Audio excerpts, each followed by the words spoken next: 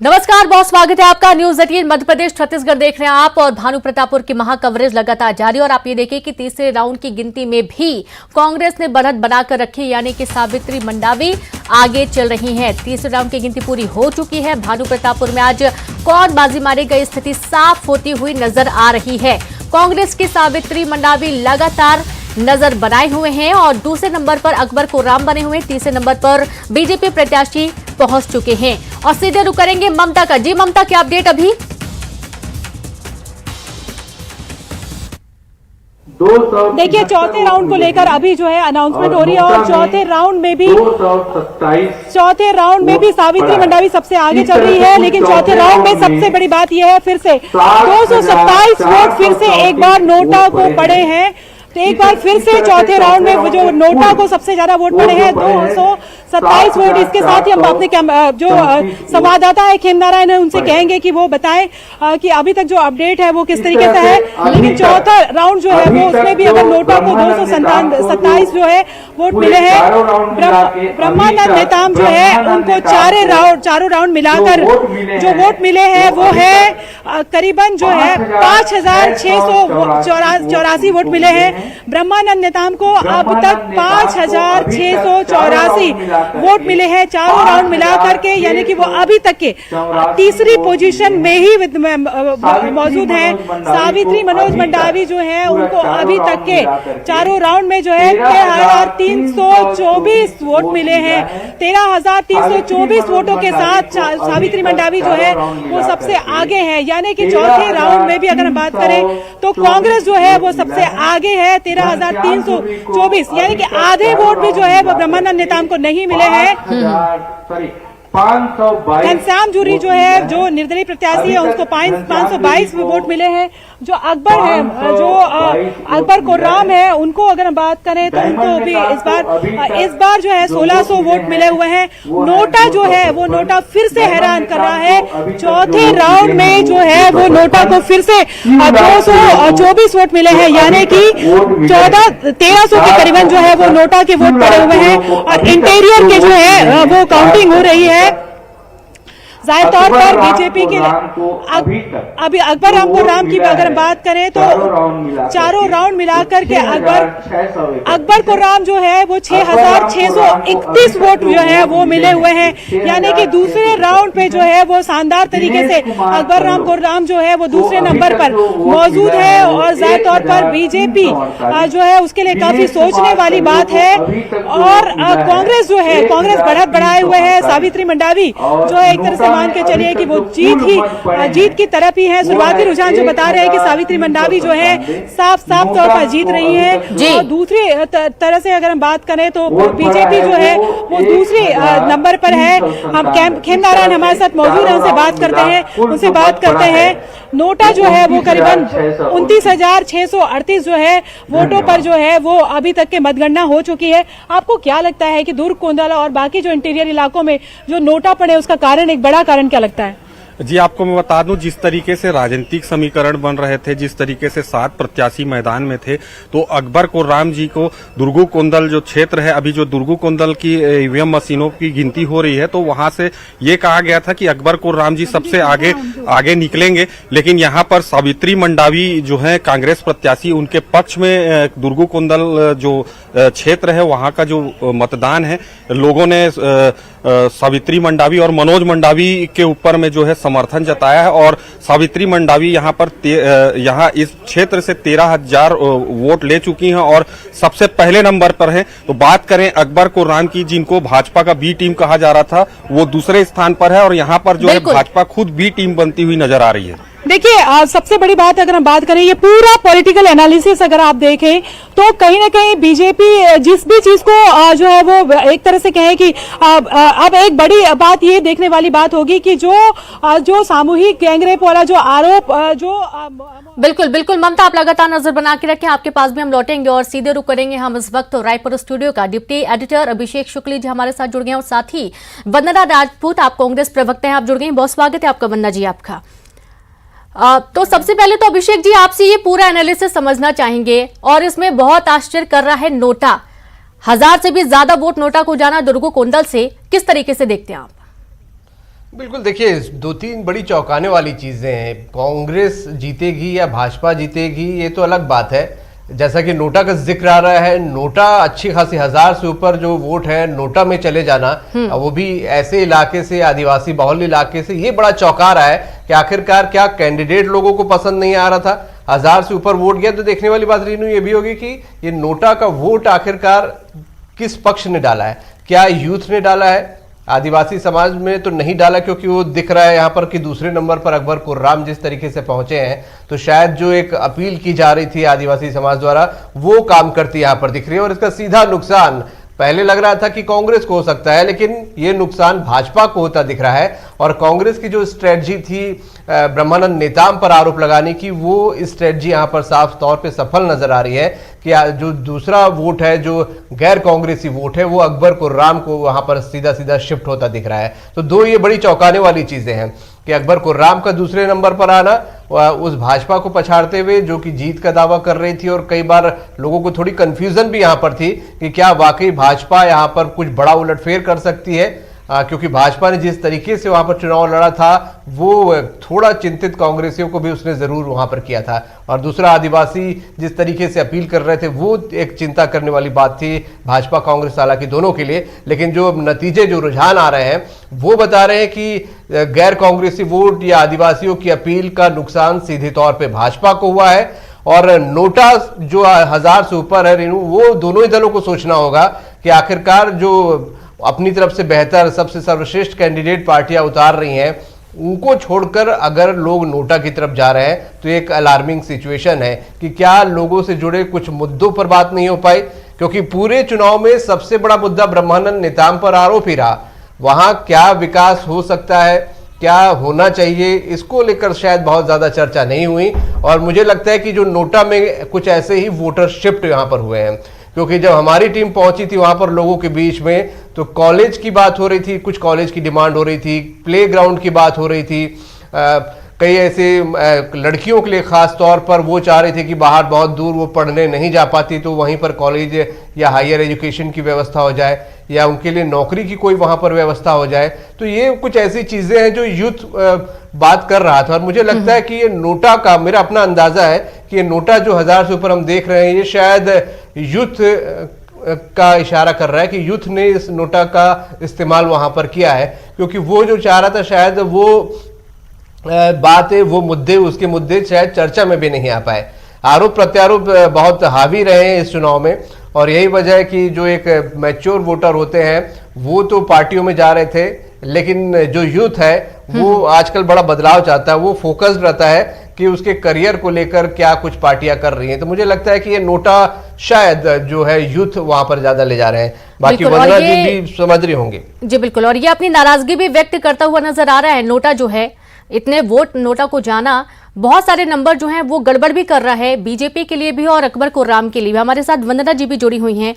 वंदना जी, चूंकि कांग्रेस की सरकार एक बार फिर से बनती हुई नजर आ रही है भानु प्रतापपुर में, सावित्री मंडावी का जो नंबर है, जिस तरीके से वो 13,000 मतों से आगे चल रही हैं, उनके आधे से भी आधा भी उनके किसी के पास अभी तक नंबर नहीं पहुंच पाया है। यानी कि ना बीजेपी ना अकबर कुर्राम, कोई भी उनके आधे तक भी नहीं पहुंच पा रहे हैं। पहला रिएक्शन आपका?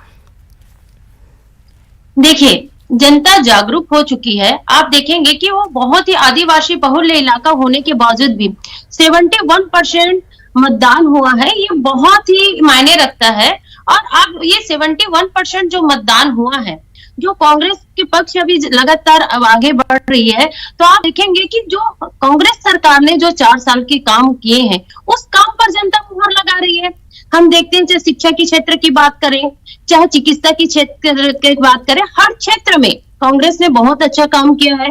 आदिवासी बहुल इलाका है तो आदिवासियों के लिए भी लगातार रोजगार के क्षेत्र में कांग्रेस सरकार लगातार काम कर रही है। हम अगर बात करते हैं तेंदुपत्ता की, क्योंकि तेंदुपत्ता भी एक ऐसा है जो आदिवासियों का आय का एक बहुत ही प्रमुख स्रोत माना जाता है। तो आप देखेंगे कि 2500 जो तेंदुपत्ता प्रति मानक बोरा था, उसे कांग्रेस सरकार ने 4000 कर दिया। और आप देखेंगे किसान की बात करते हैं तो किसान का जो धान है उसको समर्थन मूल्य में खरीदा जा रहा है। राजीव गांधी किसान योजना के माध्यम से लगातार किसानों के जेब में पैसा भेज रहे हैं। आप देखेंगे कि किसानों का जो कर्ज है उसको माफ किया गया, बिजली बिल हाफ किया गया। और इतना ही नहीं, आप देखेंगे कि जो आदिवासी इलाकों की बात करें तो आप देखेंगे सभी जान लेते गांव में ये योजनाएं काम कर रही हैं। वंदना जी, उसके बावजूद मैं अनुराग अग्रवाल जी भी भाजपा से जुड़ गए। अनुराग जी, स्वागत करता हूं आपका, आपके पास भी आऊंगा। वंदना जी, ये सारी योजनाएं जो आप गिना रही है उसके बावजूद बीजेपी के कैंडिडेट पर एक आरोप बड़ा लगाया आप लोगों ने, और पूरे चुनाव में सबसे बड़ा मुद्दा वही रहा। उस पर क्या स्ट्रेटजी के तहत फोकस करना पड़ा आप लोगों को? देखिए, हम आरोप नहीं लगाए हैं, वो आरोपी ही थे। जो ये तो 2019 की घटना था, और ये 2019 की घटना में आपको बता दूं कि झारखंड में भाजपा की सरकार थी, तो उस समय तो कांग्रेस का कहीं पर हाथ नहीं था। अब ये भाजपा वाले ही बता सकते हैं कि ये कहां से खिचड़ी पकी, इसके रचनाकार कौन थे, और ये भाजपा ही इसमें अधिक अच्छा से जवाब दे सकते हैं। ये आरोपी थे, हम उसको जो पक्ष जो दबा कर रखे थे, जो छुपा कर रखे थे, हम उसको सामने लाने का काम किए। और आपको बता दूं कि बहुत ही एक संदिग्ध मामला है, ये 500 एक्ट का मामला है। इन्होंने ऐसे आरोपी को मैदान पे उतारा, बहुत ही ताजुब होता है। क्या बहुत सारे कामों के बावजूद भाजपा कैंडिडेट पर फोकस करना पड़ा आप लोगों को। अनुराग जी, बड़ा चौंकाने वाला, बड़ा निराशाजनक जो रुझान हम देख रहे हैं, तीसरे नंबर पर आपके कैंडिडेट आ गए। अभिषेक जी, अभी तो पावर ओवर चल रहा है, अभी तो स्लैग ओवर, मध्य ओवर पूरे के पूरे बचे हैं। आप एक बात समझिएगा, दुर्ग कोंदल वो क्षेत्र है जो घोर नक्सली इफेक्टेड एरिया कहलाता है, और इस क्षेत्र की क्रोनोलॉजी समझिएगा। जैसे ये चुनाव होने वाला था, उसके पहले रंजीत रंजन जी आती है और नक्सलियों को अपना बिगड़ा भाई बताती है। चुनाव प्रारंभ होते ही कांकेर क्षेत्र में नक्सली उत्पात चालू होता है, और 3 दिन लगातार नक्सली उत्पात चलता है, और कांकेर बंद तक का आह्वान होता है। उसके बाद अचानक वो उत्पात बंद हो जाता है। अंतिम में देखिए, दिसंबर 2 से नक्सली सप्ताह, शहीदी सप्ताह चालू कर दिया है इन लोगों ने। ये तो वो क्षेत्र है जिस क्षेत्र में दुर्ग कुंदल का क्षेत्र है। अभी तो साहब भानु प्रतापपुर बचा है, कोरर बचा है, चारामा बचा है, हारा डूला बचा है, अभी तो मध्य ओवर और स्लैग ओवर बचा है। कांग्रेस भानु प्रतापपुर में चारित्रिक रूप से तो पहले ही हार चुकी है, आज नैतिक रूप से भी हार गई। आप चुनाव के परिणाम देखिए, नोटा पे सबसे ज्यादा वोट, आप खुद जान रहे हैं कि 1000 से ऊपर नोट कहीं ना कहीं सरकार के प्रति जनता की, युवाओं की निराशा व्यक्त करती है। अभी का पूरे चुनाव में आप देखिएगा अभिषेक जी, एक बड़ा ट्रेंड देखिएगा। पूरे चुनाव में कांग्रेस के किसी भी व्यक्ति ने भानु प्रतापपुर क्षेत्र के विकास की बात नहीं की, स्वर्गीय मनोज मंडावी जी के विकास की एक भी बात नहीं की। और आज भी मैं कहता हूं, मैं विभिन्न चैनलों में बैठा हूं, मैं अभी भी इस चैनल में भी कह रहा हूं, कांग्रेस भानु प्रतापपुर क्षेत्र में विकास की बात नहीं करेंगे। आपके सम्मानित समाचार चैनल लगातार वहां पे रहा, सड़कों की बात कर लीजिए, चारामा से लेकर भानु प्रतापपुर, कांकेर से भानु प्रतापपुर। बातें जरूर विकास की होती हैं, लेकिन एक तो सर्वमान्य सत्य है कि चुनाव जीतने के लिए हर जरूरी फंडा, हर जरूरी मुद्दे पार्टियां उठाती है। कांग्रेस ने वो उठाया, उसको लगा कि इस मुद्दे पे चुनाव जीता जा सकता है, वो उसको फायदा यहां पर होता दिख रहा है शुरुआती रुझान में। मैं तो वही कह रहा हूं ना, आप कहे ना कि फायदे उठाने के लिए उन्होंने किया, क्योंकि इनके पास विकास की कोई गाथा है भी नहीं ना। अभी भी देखिएगा, कांग्रेस के कोई प्रत्याशी स्थानीय विकास की बातें नहीं करेंगे, सड़कों की बातें नहीं करेंगे, प्रधानमंत्री आवास की बातें नहीं करेंगे, और मकानों की बातें नहीं करेंगे। शुरुआती रुझान अभी दुर्ग कोंदल का है, ये तो पावर ओवर चल रहा है, कांग्रेस का पावर ओवर है। अभी तो स्लैग ओवर बचा है भारतीय जनता पार्टी का, उस क्षेत्र में देखिएगा परिणाम आपको कहां से उम्मीद है? एक बड़ा, आपको कहां से उम्मीदें हैं?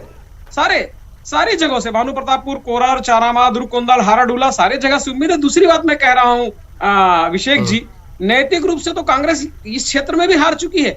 भारतीय जनता पार्टी के वोट ले लीजिए, आदिवासियों के वोट ले लीजिए, जो जनता है जो सरकार के खिलाफ खड़ी हुई है, उन दोनों को आप मिला लीजिए नोटा सहित, तो हम तो कांग्रेस से आज भी आगे हैं। चलिए वंदना जी, अनुराग जी नैतिकता की बात कर रहे हैं कि नैतिक रूप से आप लोग हार चुके हैं वहां पर। बार बार उनका कहना वही है कि एक तो नक्सलाइट बेल्ट होने की बात वो कह रहे हैं, दूसरा विकास की बात आप लोगों ने क्यों नहीं की, ये उनको बड़ी आपत्ति उस पर। देखिए, नैतिकता की बात इन लोग करते हैं, बहुत ताजुब होती है। अगर विकास की बात करते हैं तो अनुराग जी सुनिए विकास की गाथा। आप क्या किसान के जेब में डायरेक्ट पैसा जा रहे हैं, आप इसको विकास नहीं मानते? नहीं, आप सुनिए ना, भानु प्रतापपुर में भी किसान रहते हैं, क्योंकि ये आदिवासी क्षेत्र की बात नहीं है। अगर हम छत्तीसगढ़ की बात करते हैं तो हर क्षेत्र में किसान रहते हैं, तो डायरेक्ट किसान के जेब में जा रहे हैं, क्या आप इसको विकास नहीं मानते? जो 65 मोनोपोल्स की खरीदी हो रही है, जो डायरेक्ट वहां की महिलाओं को, वहां के बच्चों को, चाहे वहां के युवाओं को जो उस स्तर पे काम करते हैं, उनको डायरेक्ट वहां उनके खाते पे पैसा जा रहे हैं। क्या आप इनको विकास नहीं मानते हैं? अगर आप बात करते हैं तो आपको एक बात और बता दूं, जैसे कि आप तेंदुपत्ता की बात करते हैं, आप लोग सिर्फ 2500 किए थे, हमने उस प्रति मानक बोरा को बढ़ा करके 4000 किए। क्या उनके आय के स्रोत को बढ़ा रहे हैं? आपको ये विकास नहीं लगता? विकास पर वंदना जी, चुनाव प्रचार के दौरान इन बातों का जिक्र ज्यादा हुआ नहीं। देखिए, जिक्र हमने किया था, लेकिन इन लोगों को सिर्फ सुनाई वही दिया कि जो ब्रह्मानंद आरोपी था, सिर्फ वही उन लोगों को दिखाई दिया और वही सुनाई दिया, और हम आरोप नहीं लगाएंगे, वो आरोपी ही है। मैं फिर आपके माध्यम से बोलना चाह रही हूँ, वो आरोपी है। देखिए, इसमें अगर हम हमारे प्रत्याशी जीत रही है, इसके पीछे भी 2 कारण है। इन्होंने एक रेपिस्ट प्रत्याशी को वहां मैदान में उतारा है, और हमारी जो प्रत्याशी थी एक शिक्षिका है, और शिक्षिका रहने के साथ साथ जो पूर्व प्रत्याशी रहे हैं, जो विधायक रहे, उनकी धर्म पत्नी रही है। तो जाहिर सी बात है कि इन लोग जितने अच्छे से काम किए हैं, उस काम का भी परिणाम है कि हमारी जो प्रत्याशी हो जवाब आप ही से चाहूंगा, बनाई हुई है। मैं कांग्रेसी प्रवक्ता महोदय की एक बात पे मैं जवाब देना चाहूंगा। ये कहते रहे विकास की बात, लेकिन इन्होंने विकास की कोई गाथा वहां पे भानु प्रतापपुर में गाई नहीं। और चारित्रिक रूप से जहां तक बात है, जो कांग्रेस अपना हथियार बनाकर बैठी थी, सुनिए ना, आप सुनिए ना, मैं पूरे प्रदेश की बात करूंगा मैडम वंदना जी, मैं पूरे प्रदेश की बात करूंगा। आपका समय आएगा तो आप बोलिएगा, मेरा समय है, मुझे उत्तर देने दीजिए। ऐसे में डिबेट नहीं हो पाएगा, सम्मानित चैनल का अपमान होगा। आप सुनिए, अब आप भानु प्रतापपुर सुनिए, फिर हम पूरे प्रदेश में बात करेंगे। भानु प्रतापपुर में चारित्रिक रूप से आप कांग्रेस इसलिए हार गई कि उनके मुखिया भूपेश बघेल अश्लील सीडी बनाने के आरोपी हैं और जमानत पर है, ये पूरा प्रदेश जानता है। जब आप किसी पर चारित्रिक आरोप लगाते हैं और सिद्ध नहीं कर सकते, उसके घर की क्या स्थिति रहती है, उस घर में उसकी पत्नी की क्या स्थिति रहती है, आप महिला है, समझती है, इस बात पे आपको ध्यान देना चाहिए, बल्कि नैतिक रूप से शर्म करनी चाहिए कि उस घर में, उस परिवार में क्या स्थिति हुई होगी। रही बात आप कांग्रेस की बात, विकास की बात करिए, आपने किसान पे 2500 रुपए की बात की। वंदना जी, आपको मालूम होना चाहिए कि केंद्र पूरे धान खरीदी केंद्र करती है, छत्तीसगढ़ सिर्फ और सिर्फ एजेंसी होती है। बंपर धान खरीदी केंद्र सरकार कर रही है, 91 लाख मीट्रिक टन धान केंद्र सरकार खरीद रही है। राज्य तो सिर्फ एजेंसी मात्र है, और 21,000 करोड़ रुपए केंद्र सरकार दी है, पिछले समय भी दी है और इसमें भी दी है। और आपको जानना चाहिए और जनता को भी जानना चाहिए, केंद्र सरकार धान का पैसा देती है, बारदाने का पैसा देती है, बारदाना सिलाई का पैसा देती है, परिवहन का सुखद कर 1000 करोड़ रुपए आपको मंडी टैक्स देती है। उस क्षेत्र में प्रधानमंत्री आवास योजना, वंदना जी, केंद्र नरेंद्र मोदी जी ने देश के हर बेघर को रोज देने के लिए प्रधानमंत्री आवास योजना भेजी है। 22,000 आवास। सीधा सा सवाल था, ये बहुत सारी योजनाएं आपने यहाँ पर गिनाई, जनता को क्यों नहीं समझा पा रहे आप लोग? ये 4था उपचुनाव होगा जो आप लोग, अगर रुझान को अगर मैं परिणाम में मानूं तो आप लोग खो रहे हैं। मैं तो वही कह रहा हूं ना, रुझान को परिणाम आप मान कैसे सकते हैं? और नैतिक रूप से कहां पे कांग्रेस विजय प्राप्त कर रही है, जनता उसके खिलाफ खड़ी है। भारतीय जनता पार्टी नैतिकता तो हम छोड़ दे साइड में, फिलहाल जो रिजल्ट की बात कर रहा हूं अनुराग जी, मैं क्यों इसलिए ये सवाल मैं आपसे बार बार इसलिए कर रहा हूं क्योंकि बड़ा बदलाव पिछले 3-4 महीने में आप लोगों में टॉप लीडरशिप में हुआ है।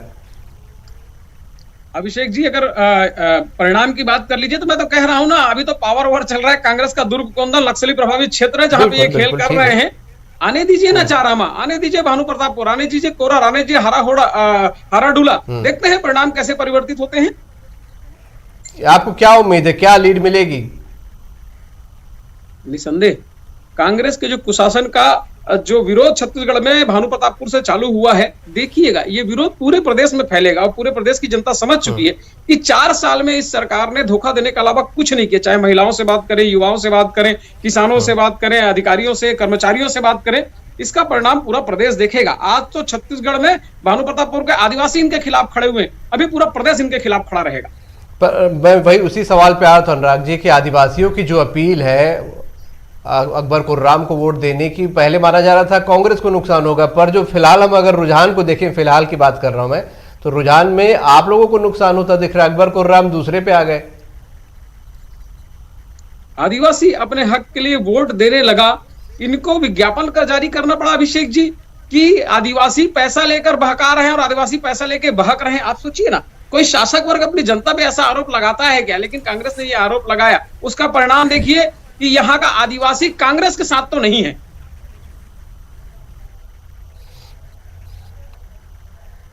ठीक, वंदना जी, आदिवासी कांग्रेस के साथ नहीं, अनुराग जी का कहना है, और जो रुझान है उसे ये ना माने कि आदिवासी आपके साथ है। मैं बहुत ही ध्यानपूर्वक सुन रही थी अनुराग जी की बात, तो उनकी बातों पे पूरा छटपटाहट नजर आ रही है। जो परिणाम सामने आ रहे हैं ना, वो छटपटा रहे हैं। और दूसरी बात, ये नैतिकता की बात करते हैं, किस नैतिकता की बात करते हैं? इन लोग की जो आंखों की शर्म की पानी मर चुकी है।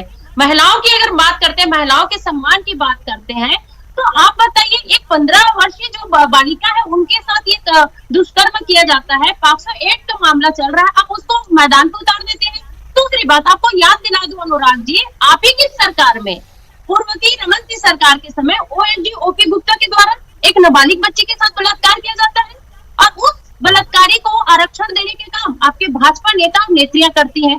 उस समय आपकी ये नैतिकता कहाँ चली गई थी? झलियामारी कांड याद दिला दो, उस समय आप लोग की नैतिकता कहाँ चली गई थी? मीना खलको कांड आपको याद होगा, उस समय आप लोग की नैतिकता कहाँ चली गई थी? अगर आप सिर्फ छत्तीसगढ़ की बात कर रहे हैं तो आपको ये याद दिला दो, अगर आप बाहर छत्तीसगढ़ से बाहर जाना चाहते हैं तो उसको याद वंदना जी, एक सवाल मैं और आपसे करूंगा कि आदिवासी कांड की बात करें, वोटर की बात बार बार हो रही थी पूरे चुनाव में। अकबर कुर्राम को इतनी बड़ी तादाद में जो सेकंड नंबर पे दिख रहे हैं आदिवासी वोट मिलना, इसे आप कैसे देखते हैं? क्या अनुराग जी जो बोल रहे हैं कि आदिवासी कांग्रेस के साथ है, भाजपा के साथ नहीं दिख रहे, तो कांग्रेस के साथ भी नहीं दिख रहे, एक बड़ा वोट अकबर कुर्राम को जा रहा है? देखिए, आदिवासियों का साथ कांग्रेस का साथ चल रहा है, ये जो हमारी मंडावी जी जो आगे बढ़ रही है उससे साफ नजर आ रहा है। उनके बोलने से क्या होता है, आप देखेंगे कि जो लगातार बढ़त बनी हुई है, ये तो सबसे बड़ी इसका साक्ष्य है कि आदिवासी भाई अपने साथ में है, और आदिवासी भाई साथ दे ना तो क्यों ना दे, क्योंकि इनके कार्यकाल में आप देखेंगे कि 300 स्कूल बंद किए थे लोग, लेकिन हमारी सरकार ने उस स्कूल को खोलने का काम किया है। और सिर्फ उसी स्कूल की बात नहीं करी हूँ, आप देखेंगे कि कुछ समय में वहां पर हम अंग्रेजी माध्यम का स्कूल भी खोलने जा रहे हैं। अगर उस शिक्षा की बात करते हैं तो आप देखेंगे कि वहाँ की शिक्षा की गुणवत्ता को सुधारने के लिए हम लगातार शिक्षकों की भर्ती कर रहे हैं। अब हम स्वास्थ्य की बात करते हैं तो वहां पर हम हाट बाजार क्लिनिक शुभारंभ किए हैं। जैसे कि आप जानते हैं कि हाट बाजार में सप्ताह में एक दिन वहाँ बाजार लगता है, तो आदिवासी क्षेत्र में देखेंगे कि कोई काम की वजह से कोई वहां पर हॉस्पिटल नहीं जा पाते, या तबियत खराब होने के बाद कारण वो चिकित्सा के पास नहीं पहुंच पाते, लेकिन हाट बाजार में आप देखेंगे कि प्रति हफ्ता जो लगता है वहां पर लोग अपने सामान खरीदने जाते हैं, और सामान खरीदने जाने के साथ साथ वो क्या सोचते हैं कि यहाँ पर अगर ये क्लिनिक है तो हम अपने थोड़ा स्वास्थ्य जो खराब है उसका चेक करा लेते हैं। तो इस तरह से देखेंगे कि हाट बाजार हमने जो शुभारंभ किया, इससे लाखों लोग को फायदा पहुंचा है, जो इन्होंने 15 साल में नहीं किया। चलिए वंदना जी, मैं आपके पास लौटूंगा। अनुराग जी, आप भी बने रहे हमारे साथ। एक छोटे से ब्रेक के लिए जाने का वक्त हो रहा है, ब्रेक से लौटते हैं फिर चर्चा को हम आगे बढ़ाएंगे। छोटा सा ब्रेक।